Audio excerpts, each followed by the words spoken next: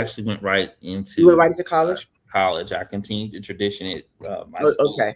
We And had what a college was that? tradition where I went to A&T, North Carolina Agricultural and Technical State University. Tradition at Reynolds High School is one of your top seniors gets accepted the first week of school and they win a scholarship. So I continued that tradition Mm-hmm. for, I Mm-hmm. think the tradition had been going on for like maybe 15, 20 some years at that point. So Mm-hmm. Mm-hmm. I was the one for my class. So got to A&T and continued to be active. I joined the Student Government Association and I actually published my first book. I actually got it in print form, although I had the ebook and the website publishings and was into different message boards and stuff when I was Wow. younger. I actually um, got with the Subsidy Press that did print on demand. And like many people that published their books in 2001, I went that route. Um, didn't work out, but I was able to flip that and find the printers that some of these subsidy presses were known for. Really? And So wait a minute. I So let started me loaning them. yeah, pause 1 second, Isaiah, because I want to get Mhm. more into. So I know you started getting into it, like your into the, how you got into the self publishing. Because I want to know why you did it first of all, and second of all, because I've interviewed with several other people who self Mhm. publish, and Yep. so I've always want to hear their approach towards it, and I want to get more. I want to get your cliff notes as the steps. Like why did you self publish and the steps towards doing that, like kind of give some cliff notes to our audience as the steps towards self-publishing. Okay. I'm a piggyback and actually Easter egg one of your previous interviews. You talked to Silk White and he Ah, talked about doing this work while in prison. I remember Sean yes, um Sinclair talked about writing while he was in prison and the difference between being an author that is in prison. I ended up managing the author that was in prison later on. But oh wow, oh, well, I gotta hear that mhm, one. Yeah, bookmark that one. Yeah. okay. But when you're in prison, the thing that a teenage boy and an inmate have in common is you don't have a lot of resources. And what I didn't know at the time is a lot of your people who were successful at self-publishing in the 99s and 2000s, as Juvenile would say, is a lot of them also had 401ks. A lot of them was able to get mortgages on their houses. A lot of them had access to other assets, or later what Master Pete talked about, they were able to use insurance money from a family member Yes, to yes. start their businesses. I did not have that. I didn't take on student loans even at first. So I didn't have that Mm, either. mm-hmm. So I was a bagger at a grocery store and I was making $7 an hour.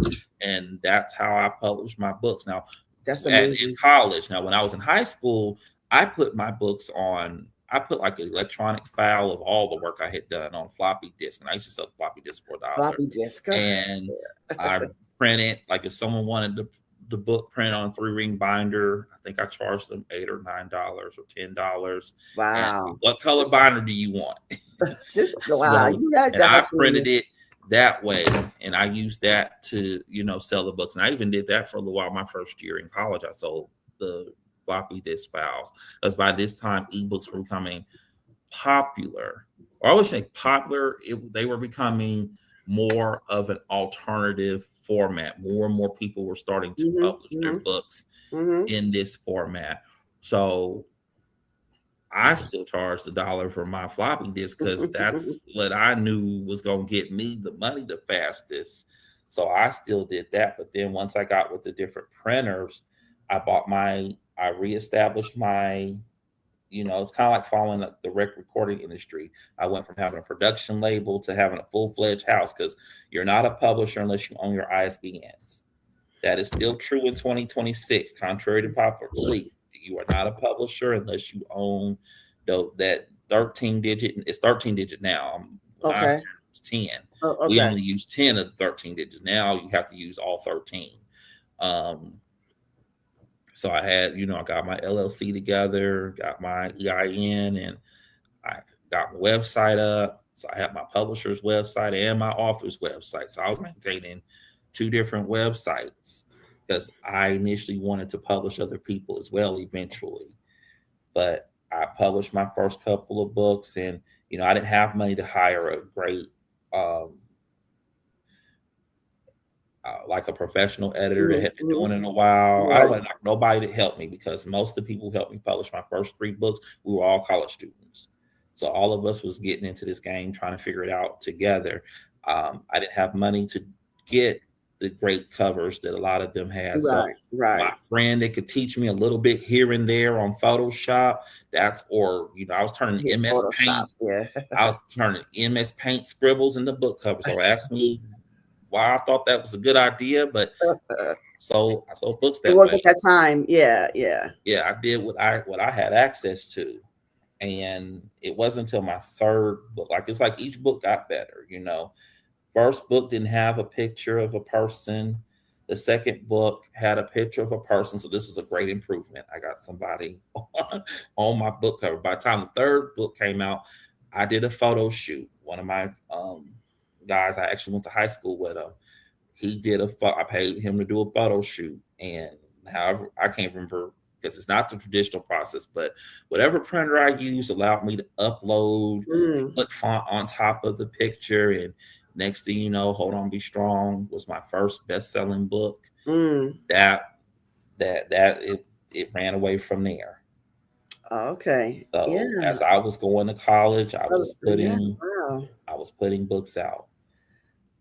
Yeah. And so now, before we get more into your literary career, I just want to kind of can you point to my audience, Isaiah, as far as how people, because sometimes it's hard to find that zhuzh, so to speak, when it comes to any type of art form, whether it's creative writing or Mhm. even if you talk about, because I have a lot of actors and directors that come on. Right, To me, right. it's all the same to me. It's all intertwined together. So, Mhm. given the space that you're in, can you kind of encourage or pour a little bit into the audience to kind of whoever is in that space or trying to get into that space, and can you kind of give them a little bit of nudge on on where to go from here?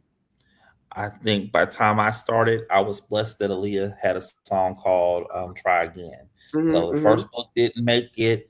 You tried again. I remember some of the authors when they first up, we all made mistakes. A lot of us had books with plenty of typos. Hmm. A lot of Hmm. us had books with bad printing, bad grammar, bad this. Not everybody had the tight knit network. So a lot of us, it was hard because like our first books bombed, and how but I got these 3 4 books I'm still thinking about, books I'm still writing.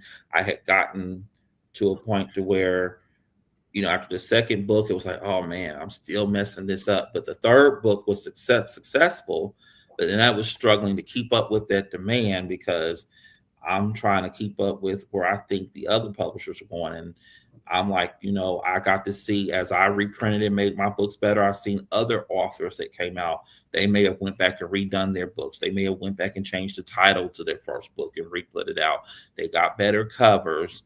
Um, they were able to hire editors. Some people were able to reissue the books once they got deals with either major publishers or larger independent publishers.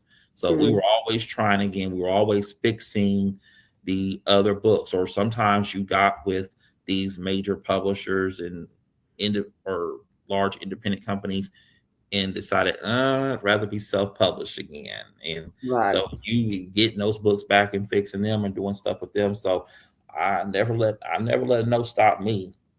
Yes, that's the Yeah. thing. Not letting them. Not all right. So, Isaiah is basically trying to say, you guys don't let anything stop you, or, um, don't always feel defeated every time you don't as not successful as something. Because he did say you keep trying. He said that there was, typographical errors, grammatical errors. There are books that he had that did not have the best cover or did not have the best Mhm. graphics, but he still he still pressed his way. So that is the key thing that he's giving you. So thank you for pointing to my audience, Isaiah.